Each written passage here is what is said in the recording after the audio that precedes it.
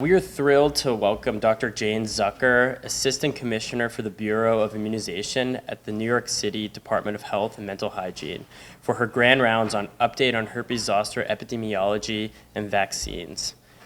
Dr. Zucker received her medical degree here at the Mount Sinai School of Medicine and Master of Science in Epidemiology from the Harvard School of Public Health.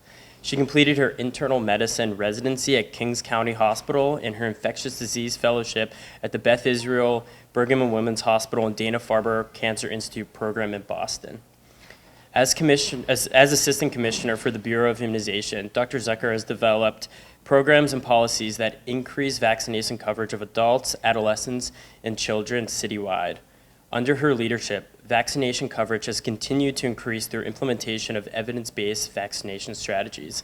Please join me in welcoming Dr. Zucker. Good morning, everyone. It's my pleasure to be back at Sinai. I do come regularly actually to the School of Public Health and sort of lecture in the Intro to Public Health class and also ID Epi. So to get started, can you hear me in the back? Okay, all right. Okay, so I have no disclosures or conflicts of interest. So what we're going to do today, I will describe the epidemiology of herpes zoster in the US, and then describe the current recommendations for use of herpes zoster vaccines. So what I'll go through first are the clinical manifestations of herpes zoster, talk about the epidemiology of zoster, a bit about the live varicella zoster vaccine, talk about the recently licensed zoster recombinant subunit vaccine, tell you where we are with vaccine uptake, and then end with some strategies to increase vaccination. So as you all know, herpes zoster is caused by reactivation of latent varicella zoster virus within the dorsal root or cranial nerve ganglia, manifests as a painful unilateral rash, generally will affect 1 to 3 adjacent dermatomes, and it develops over maybe 5 to 7 days and generally resolves in about 3 to 4 weeks. I'm sure you're all familiar with having seen zoster in terms of the dermatomal rashes, the vesicular rash that you would see. And then, of course, this is herpes zoster ophthalmicus, which we all are concerned about in terms of just all of the eye complications. Right, and this results from involvement of the ophthalmic division of the trigeminal nerve. So part of the concern about zoster is post-herpetic neuralgia. About 90% of herpes zoster episodes are associated with pain. Treatment with antivirals can reduce duration of the rash and pain, but it needs to be started early. We define post-herpetic neuralgia as lasting 90 or more days following resolution of the rash. And at that point, treatment really is poor in terms of options that we have for treatment of the chronic pain. So little or no efficacy and may have many side effects, especially for treating the elderly. So other sort of important clinical manifestations. So right during the acute phase, there'll be self-limited pain, but this can be disabling. I mentioned acute ophthalmic involvement, and then complications such as pain, difficult to control. It can be severe enough to interfere with activities of daily living, may actually cause depression in older people because of, again, the severity and length of pain. And then if you're trying to treat with medications, you can have complications from those medications. It can cause chronic visual impairment, especially if you have scarring the cornea.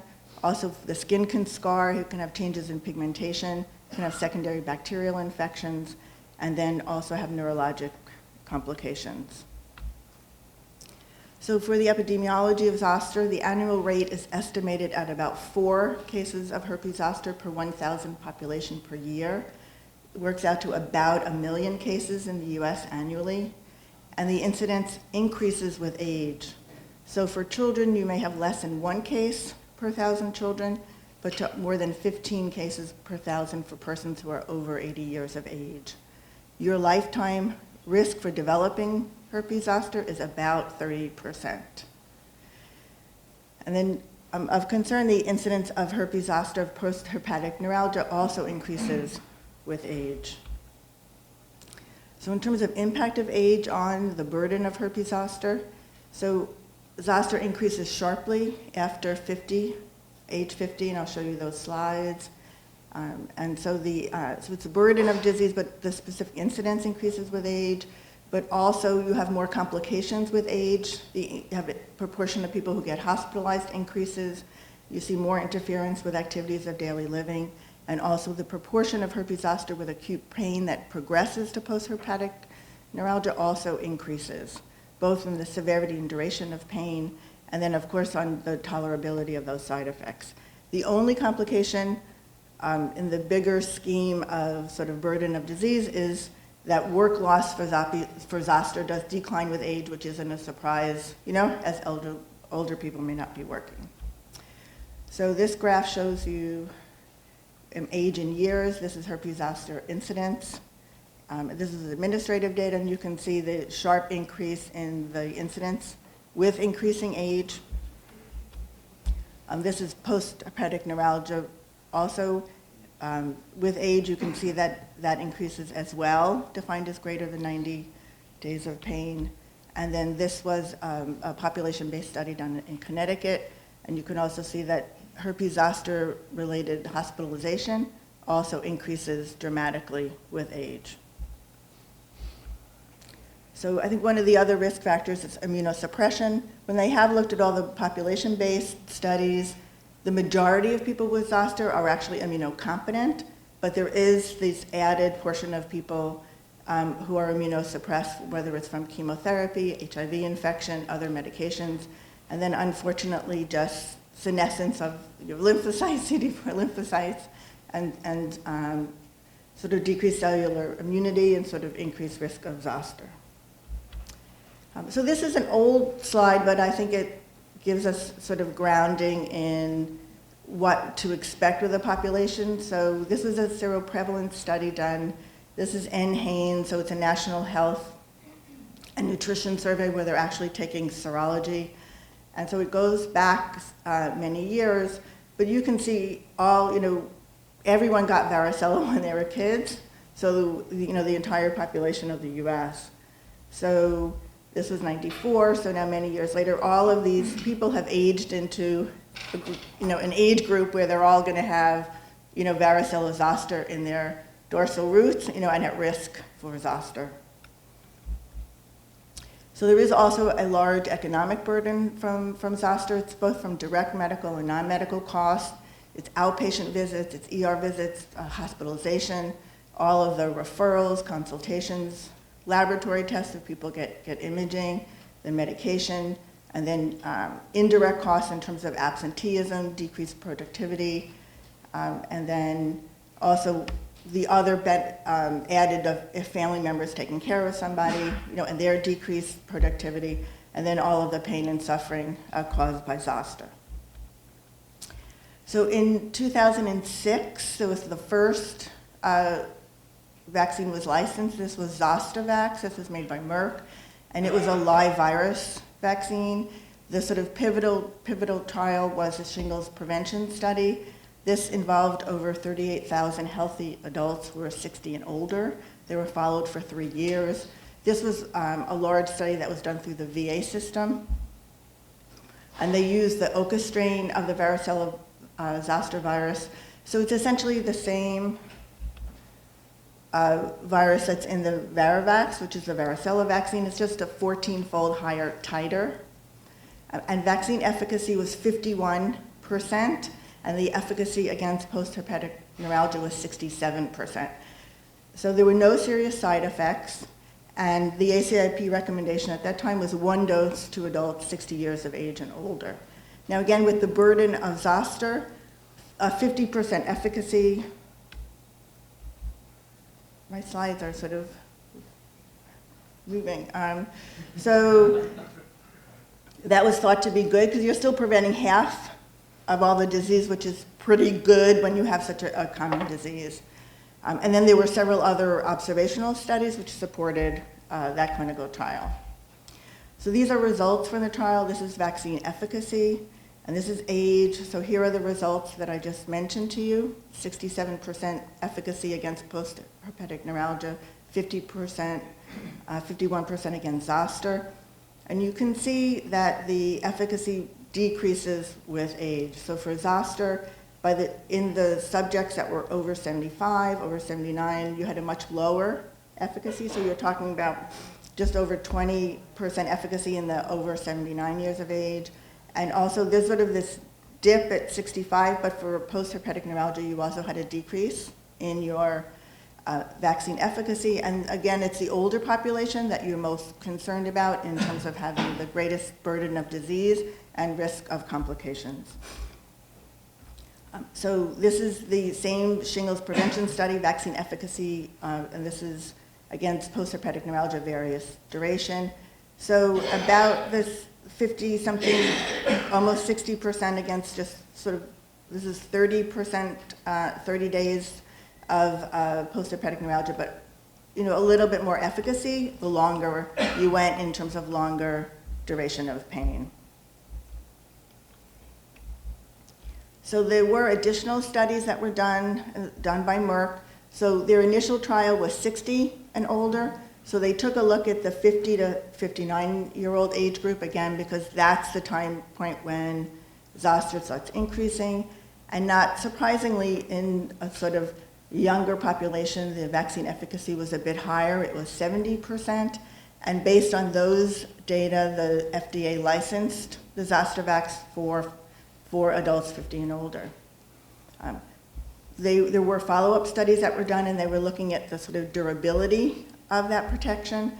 And unfortunately, the effectiveness at 7 to 11 years out, which, they'd followed that initial cohort out, plus they had to vaccinate the placebo group in that initial trial, so you have different duration of follow-up. So the long-term effectiveness is reported only at 21%. So you're really seeing a drop-off of that VE with time. The manufacturer had also done a second dose study. So if you're having a decline in immunity, let's give a booster dose later on. And it was immunogenic. When they looked at the initial dose it was given. But there was some concern about the two arms, and also it's not purely your seroprotection, seroconversion level, like those your GMTs of your antibodies to determine whether or not immunity, and there's not really a great correlate of immunity based on just serology.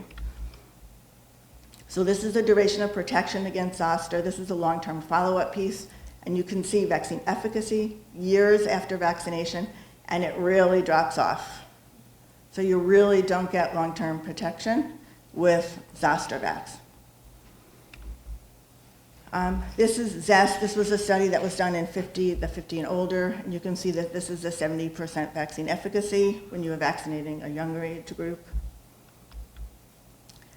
So just to go over the live virus vaccine in 50 and older, ACIP did take a look at this data, and they were making a decision of whether they should change the recommendation down to 1 dose for everyone 50 and older, and based essentially on the concerns about long-term immunity and not being able to protect that older age group, who would have more complications, they actually did not change the recommendations to a dose for 50 and older. They left it at 60 and older. And again, they felt they were being programmatically the best decision because of how the burden of Zoster does increase with age and the concern about that duration of protection. And they were also concerned whether or not a second dose how much longer protection you would really get with giving a second dose. So then now we'll turn to the recombinant vaccine. So this is Shingrix. It's made by GSK. It's an adjuvanted recombinant protein subunit vaccine. And there are 2 abbreviations that I'll be using on the subsequent slides. It has 2 components. The AS01B, that's the sort of proprietary adjuvant from GSK. And then the glycoprotein E is the surface protein on the varicella zoster virus. And that's what you make your neutralizing antibodies against.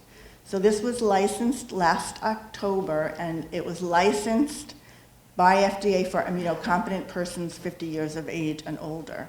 Again, that's based on the pivotal trials that they did, and who were the subjects in the trial in terms of the age. And those initial trials only involved immunocompetent persons. This vaccine is a 2-dose series, half ml. It has to be reconstituted. It's given intramuscularly, and the doses are given 2 months apart. One of the differences with this vaccine is actually refrigerator stable, which was for Zostavax, that was actually an issue for some practices in terms of having to store it in the freezer and having available just freezer space. So these are actually slides that GSK showed at ACIP.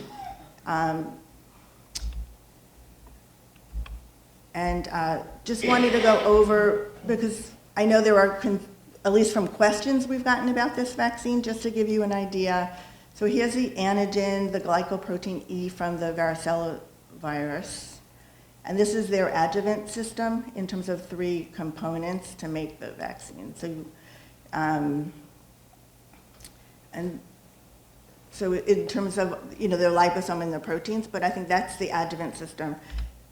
And I don't want to pretend to, in terms of what GSK would present for their system, but I think what I wanted you to see, and other data that GSK presented, is this is actually an adjuvant that's been used in many of their other vaccines. So we've gotten questions about safety of the adjuvant, long-term use, what do we know about it? But they have actually used it in over 43,000 subjects at this point. So there is some experience, and there is some longer-term follow-up from these clinical trials in terms of the safety of the adjuvant. So this slide gives you the summary data from this vaccine. And this is really why everyone was so excited about the vaccine. If you look at age here, the number of subjects, this is vaccine efficacy. You're looking at 97% efficacy for 50 through 69, and the older age groups that we worry about for 50 to 79, you're looking, and so really 70 and older, it's a 91% vaccine efficacy, which is that's really pretty good. And also for prevention of PHN, you're looking for the over 50, 91%, and over 70, also 90%. GSK actually did 2 studies. They did what they call, again, it's their Zoe 50, where they looked at 50 to 69, and then they did another study really targeting 70 and older, which is why they have good data and they have reasonable size in terms of the subjects. So just wanted to give you the comparison of vaccine efficacy. So the yellow bars are the GSK trials for the recombinant vaccine, and that's just comparing. These were summaries of the clinical trials that Merck did for the live virus vaccine, and the lighter blue bars are various observational studies that were done, like looking at, like Kaiser, and looking at their patient population prospectively. And you can really see that, in all age groups, there's no question that the recombinant vaccine just does better in terms of vaccine efficacy. So in terms of the safety data, these are summary from the GSK slides that were presented at ACIP. So they have, the trial was over 29,000 subjects. So I'm just focusing on the more severe side effects. So the grade 3 reactions were more commonly seen in the vaccinated group. So it was almost 17% compared to placebo at 3%. And most of that were injection site reactions, so 9% versus 0.3%. So more pain, more redness, more swelling at the injection site, and also some more systemic reactions, looking at sort of fatigue, headache, sort of myalgia, sort of general systemic symptoms. But when we look at other severe adverse events with the vaccine, so they followed subjects up at a year looking at serious adverse events. So those are all predefined outcomes, and looking at hospitalizations, for example, looking at deaths. And when they looked out to a year, there was no difference between the groups. So you're looking at, they would have to record whether someone was admitted, for example, for pneumonia, AFib, myocardial infarction, whether they had a CVA, coronary artery disease. So again, not surprising, there was actually a fair amount in both groups, but it was balanced in both the placebo and the vaccine group. When they also looked at fatal serious adverse events, they were also balanced in both groups. Actually a fair amount, again, it was an older population, but balanced and no concerns about whether or not, the vaccine itself was associated with higher rates of these serious adverse events. Because of the adjuvant, there were questions about autoimmune disease and whether it can sort of trigger some reaction. But again, when they looked at the potential immune-mediated disease, they were also balanced in both the vaccine group and the placebo group. So it was 1.2% versus 1.4%. And these were just some of the diagnoses. So there was no concern raised within the clinical trial about these diagnoses. So based on this, ACIP recommended the Shingrix, a recombinant Zoster vaccine, to be given to all persons 50 years of age and older, and specifically adults with chronic medical conditions, and also okay for adults taking low-dose immunosuppressive therapy.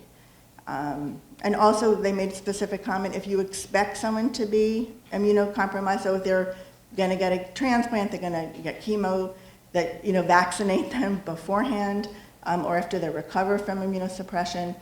And importantly, you should give irrespective of whether they got varicella vaccine in the past or the Zoster live virus vaccine. Or if they've had Zoster, right, they can have a second episode. And you don't need to screen for whether or not someone has a history of varicella. So I think what was unusual in terms of the ACIP vote, and ACIP often does not go for a preference of one vaccine over the other. There are always concerns about having a robust vaccine market, having options out there.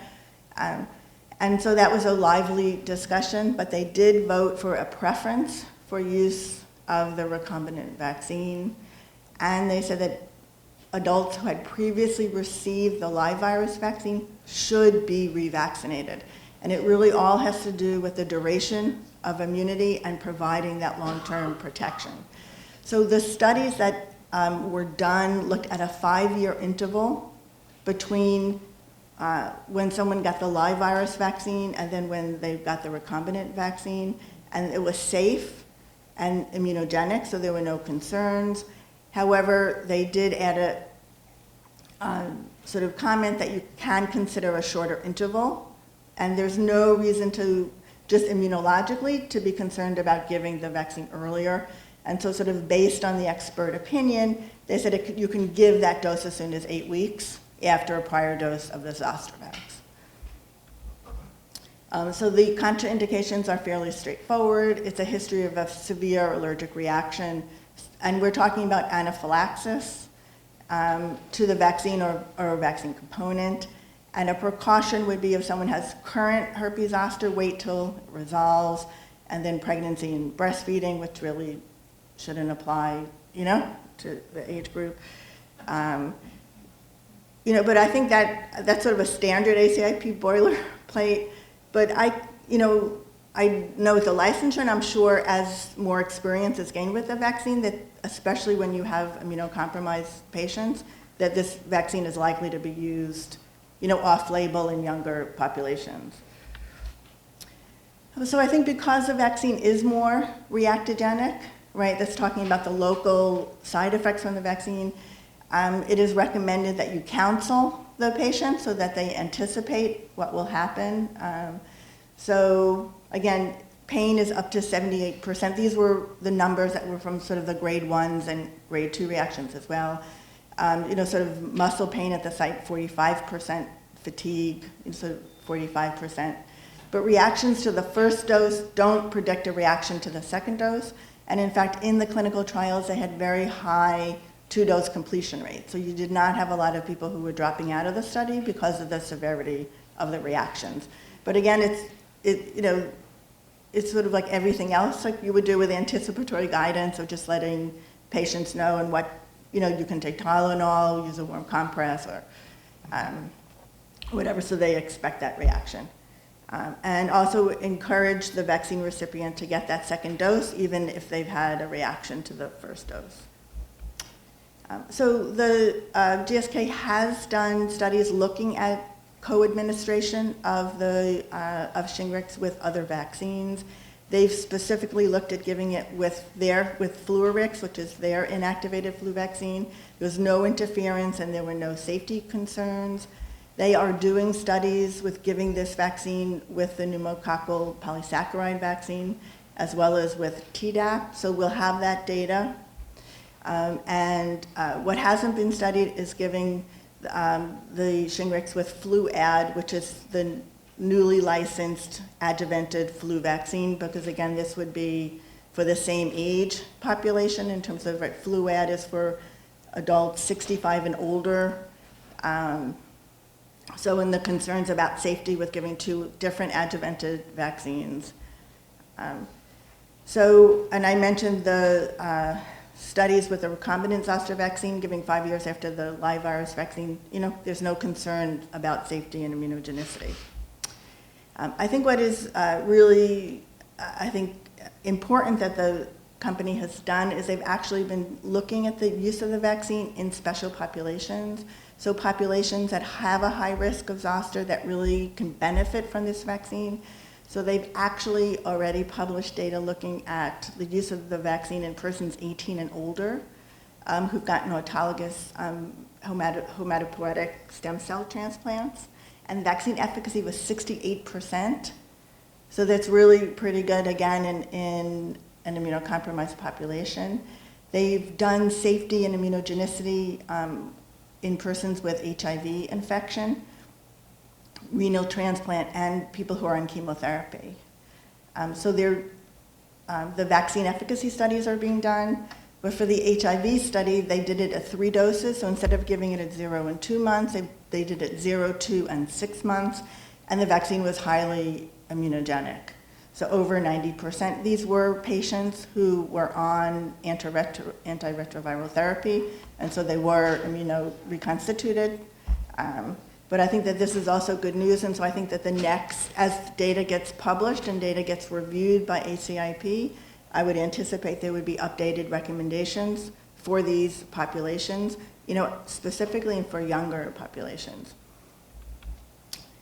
So the other good news about this vaccine, again, which feeds into why ACIP made the recommendations that they did. So in one of their small phase 2 trials, they were following their subjects 16 older out, and they have data at 4, 6, and 9 years post-vaccination. And the cellular immune response to the vaccine was maintained at 4 to 9 years post-vaccination, so that's also different than the live virus vaccine.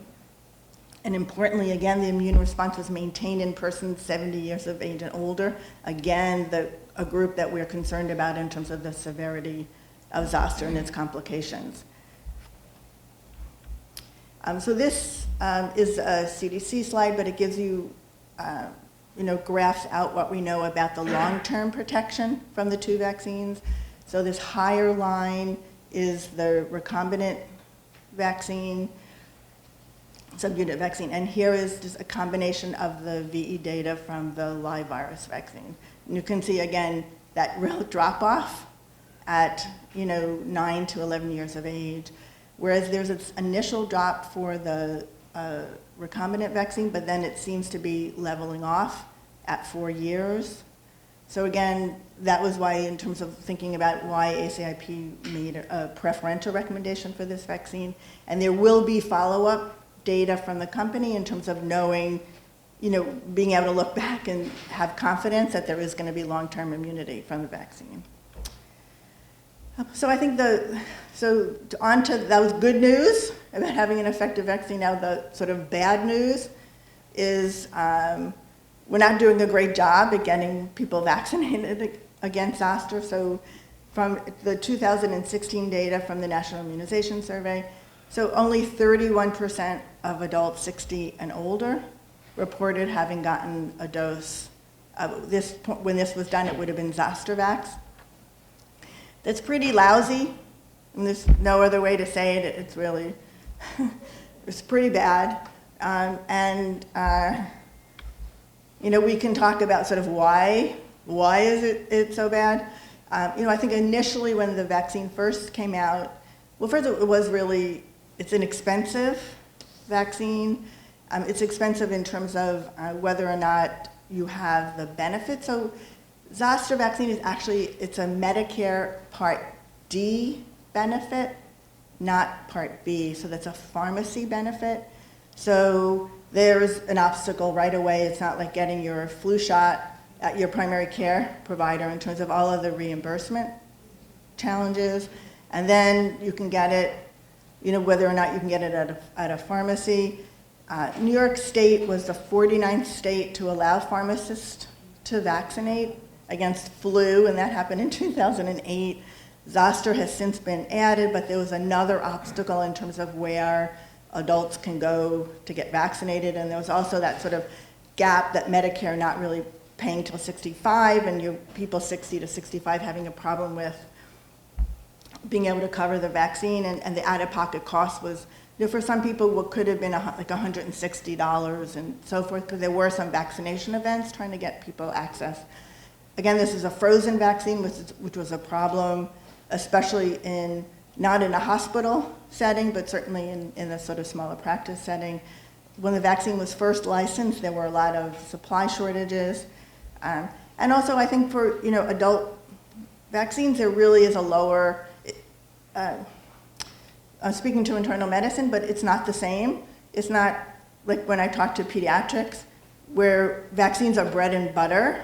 And I know from my own residency, but you get sort of just, it's vaccines, it's up to date for kids, you're looking at the schedule, and it's just not the same in the adult world.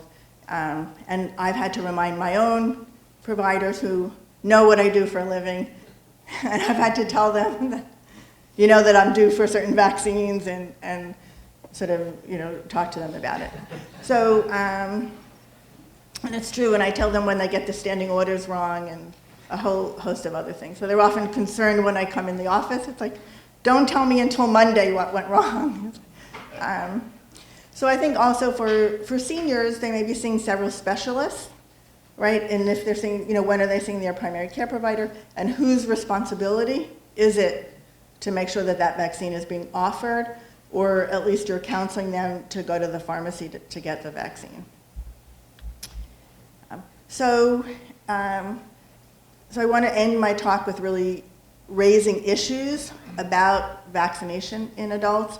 There are standards for adult immunization practice, like there are for pediatrics. And these were released, they were sort of updated and released by the National Vaccine Advisory Committee in 2013. This is a group that advises the National Vaccine Program Office, which advises the Secretary of HHS, of Health and Human Services. So this was really a call for action for all healthcare providers to assess the immunization status of their patients at every clinical encounter. And they have to strongly recommend vaccines that the patient needs. There is just a tremendous literature just reinforcing, the same observations. If someone's medical provider recommends that vaccine, a patient is more likely to get the vaccine, right? And just sort of on the side, as we've been doing more work on the practice side of administering vaccines, it's really the whole practice has to offer the vaccine. We've done a series of focus groups, observations in offices, where there have been situations where the nurse, not to, call out nurses, or other paraprofessionals in the office are like, I'm not so sure.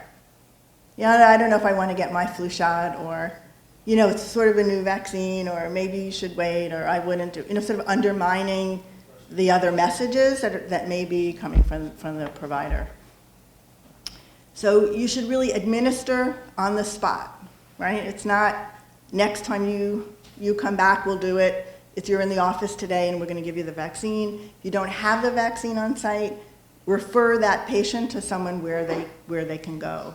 And now with pharmacists being able to, for example, give Zoster vaccine, that's easy enough. There's, you can't go very far anywhere in New York City, without running into a pharmacy.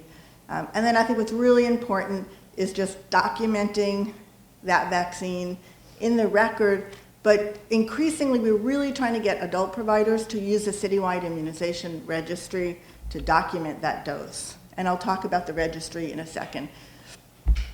So the U.S. Community Services Task Force, they're put together what are really the recommended, these are evidence-based strategies for how you increase vaccination coverage in the practice. So provider reminder systems, and when used alone work, provider assessment and feedback. So that's really letting each provider know how well they're doing. We do this routinely in the pediatric space. We actually go into almost every pediatric practice in the city. We give them feedback reports 4 times a year to let them know how well they're vaccinating their population. We don't have the same level of data we have for adults, but that feedback and using it for quality improvement projects, has a strong evidence that this works. Standing orders works. Many of the larger hospital systems are using standing orders. You do have to look at how effective they are and whether they're actually getting you the desired result in terms of coverage. So here I am giving you this lecture, but provider education alone doesn't work. You really need to do education in combination with other interventions. And then the last one that has been proven is use of immunization information systems. This is immunization registries, and there's strong data to support use of registries. So we are very fortunate in New York City, and something I'm very proud of. We have actually one of the best registries in the country. It's a citywide immunization registry. It's a centralized computerized database of immunization records. It actually launched in 1997. There's mandatory reporting for children who are under 19 years of age, and it's voluntary reporting for adults 19 and older. And so you need consent. We've wanted to remove that consent requirement because it really is a barrier to reporting, and more hospital systems really want to report data. I think if you have people who are used to using the pediatric registry and they see how valuable it is, they really want to be able to sort of have the same level of information for their adult patients. Our pediatric data is fairly complete, over 90% complete, so it's become the standard of care of where pediatrics family practice will really go to look for childhood immunization records. And the CIR accesses authorized healthcare providers, parents, legal guardians, custodians, and patients can all get their data as well. So the way CIR can help improve coverage, when you get someone's vaccine history, with the registry being over 20 years old, and with the adolescent vaccines, if you're seeing someone in their 20s or 30s, we likely have their shot. So if you, let's say, an HIV patient and you're looking whether they've gotten Hep A and Hep B vaccine in the past, that information may in fact be in the registry. It identifies patients that are due for a vaccine, so it actually does give you like a due now. The schedule is very complicated, so it makes it easy. You don't have to know the schedule that well. The registry will tell you exactly what shots are due. They'll tell you when the next dose of the vaccine is due. You can run coverage reports for the practice. There's a clinical decision support. And we actually support all the other evidence-based strategies in terms of reminder recall. So you can do old school, you can just do lists, sort of Excel spreadsheets with your patients who are due for a vaccine, have letters, labels, and mail them. But we do have phone numbers. We're actually we do have a text message platform built into the registry, so you can actually just send reminders, like text to all your patients, that you're past due for a vaccine or come in for your flu shot this year, and so forth. And then last, my vaccine record, we actually have a patient portal. So at this point, it's only available to people who have an IDNYC card, but they can actually look up their own immunization record from the comfort of their home, print it out, and bring it in. So the other, I think, important thing, and I think for Sinai, so you use Epic. I know the pediatric program is connected with the registry, but more and more electronic medical records have an HL7, a web service connection with CIR. And so those who have a bidirectional connection, you can look up patients while you're in your current workflow. And I think obviously that makes sense and helps. So you can actually, the query can kick off, it can take 3 seconds, and you can download your information about the immunization histories from your patient. I'm not sure if Sinai has the bidirectional connection for peds, not yet. Yeah, so they will be sending the data, but Epic can do the bidirectional, and so it's a matter of where, if Sinai is not doing that, that's something that should be really invested in. I think it's made a tremendous difference for a lot of practices. I can actually follow up with the PEDS program, who would probably be the leaders, just because they're using that data all the time. But really, we're talking about 2,800 facilities were connected to the registry already, within the city. And these are pediatric as well as adult sites. Many adult sites connected because of the meaningful use and the financial benefits that they got for connecting to an immunization registry. It was one of the options for meeting the sort of, meaningfully using your registry. And again, almost 1,300 have a bidirectional connection. And then there's also an online registry option where you can just put in an individual patient, sort of log on to an online web app and sort of check a patient's immunization history. We do have materials which we've developed as a health department that are available. I brought one sample just to sort of show you if people want to look at it. These are available by calling 311 and can be mailed. There's a lot of information in there about how to make a strong recommendation, adult standards overview. The 2017 schedule, we're printing off the 2018, how to put standing orders in place, vaccine storage and handling guidelines, and some sort of continuing education credits. There are patient materials in here. We have posters, we have health bulletins that you can distribute. The health bulletins are available in about 9 languages, all again through 311. And then posters about the importance of adult vaccines that you can put in the practice. So you can take a look at that afterwards. And that's the end. I want to thank, a call out to Dr. Herpes from CDC, who gave me some of his great epi slides on Zoster. And there is my contact information. So thank you very much.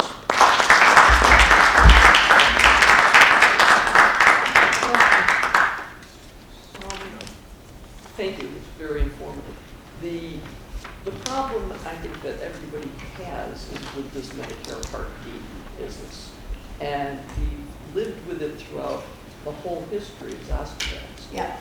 What's happening from health departments to try and change this into a regular vaccine with no copay? So the bad news, okay, it has to be done legislatively by Congress. That's where it's stuck. I mean, there've been, right, I mean, there's been a lot of concern about that. It's been raised because it affects other vaccines as well. It's essentially just flu and pneumococcal, and then it's, hepatitis for dialysis patients, so it's a problem. I think the Affordable Care Act required that all ACIP recommended vaccines be covered, but there's a lot more plan variability for adult coverage for whether or not adult vaccines are covered or not. Honestly, for the city, working for the health department, I was pretty astounded that they didn't cover vaccines, adult vaccines, and I'll tell you, if a vaccine wasn't covered, I heard about it in the health department. And actually, they changed the plan and sort of came into compliance with the Affordable Care Act so that they're now covering adult vaccines. So, I think it's part of the negotiation in terms of who, which health plan and what's covered, and it's important to just be aware of it.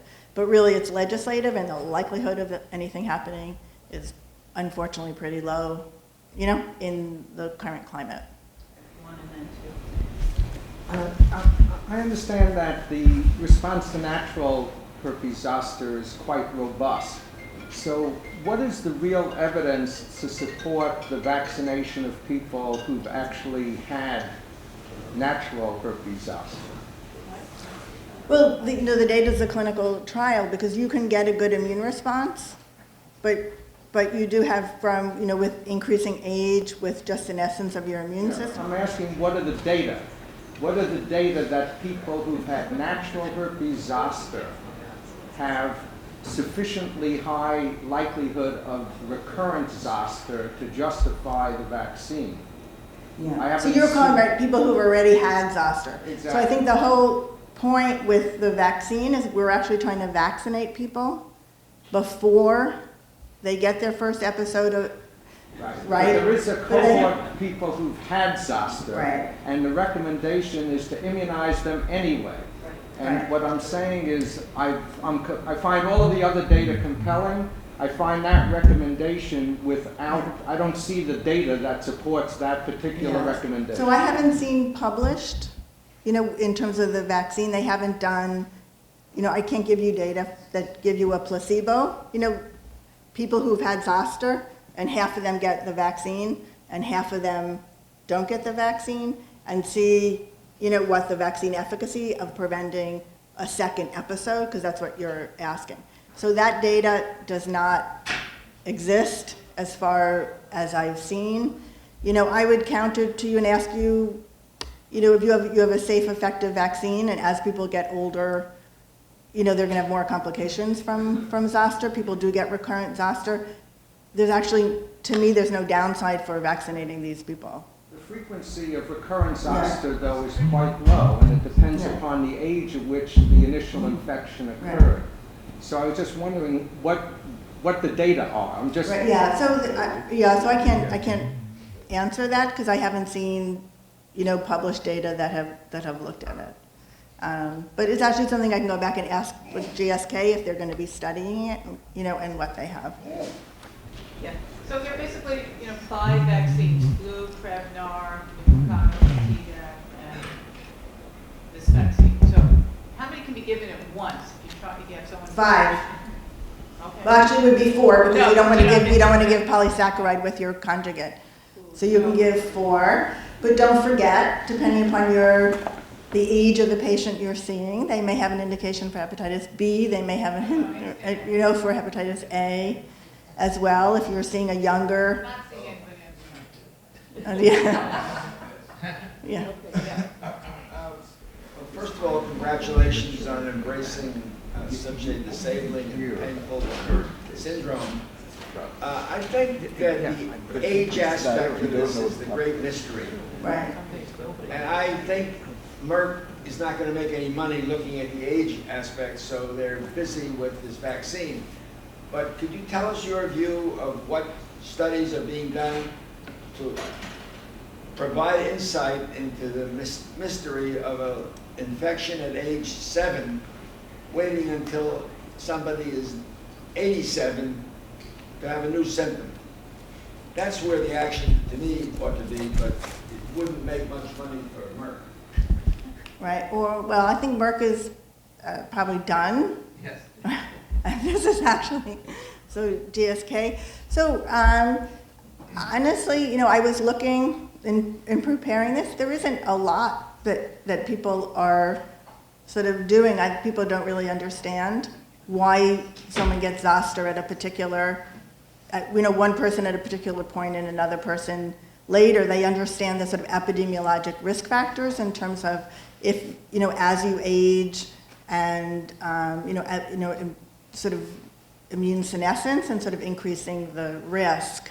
A lot's been looked at how things have changed, whether things are going to change in the vaccine era, because all of the, really the sort of children and adolescents growing up now would have been vaccinated with varicella vaccine, and there's actually a lower risk of zoster in that younger age group. So I think that what we're going to see is really a changing epidemiology of zoster as these kids get older. And so I think you'll have population-based studies that will likely be done through there are a series of networks that CDC has in terms of looking at population-based disease and so forth. So I think we'll see more things come out related to these new cohorts and these, sort of vaccinated, pediatric cohorts and how that changes.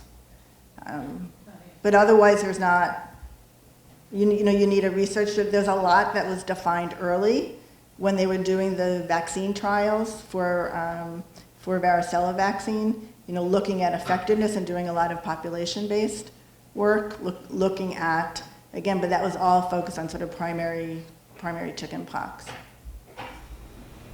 Just as a follow-up on the financial aspects of it, my Part D plan requires a copay of $47 for Zoster vax, which is a one-time dose. But since there's 2 doses of Shingrix, it requires $47 times 2.